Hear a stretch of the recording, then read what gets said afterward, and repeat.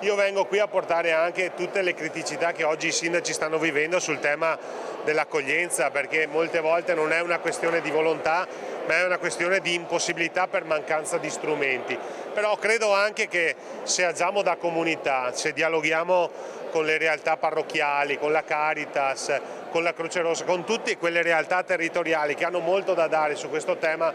riusciremo anche in questo caso a creare un modello veneto di accoglienza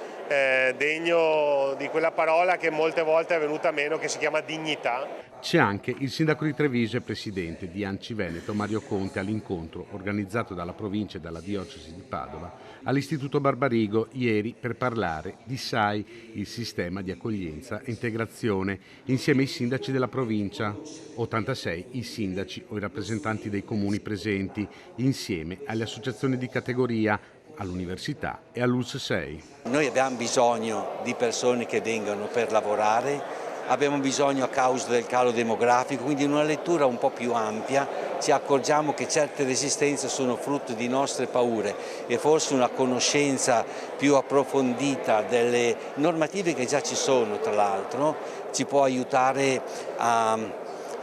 entrare in una collaborazione molto fruttuosa. Il SAI si rivolge a chi ha ottenuto il permesso di soggiorno o lo status di rifugiato e in alcuni comuni è presente già da anni, come a Piazzola sul Brenta. Avere un centro di accoglienza non vuol dire avere più immigrati nel proprio comune, significa gestire quelli che c'è nel tuo territorio provinciale.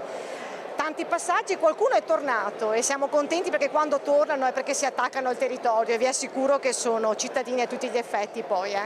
Un sistema di accoglienza che ha dato i suoi frutti e che potrebbe espandersi nel territorio. Conserviamo una parte di umanità nei confronti dei terzi, se no veramente andiamo in difficoltà. Per cui mi auguro, spero che l'appello che fa il Vescovo sia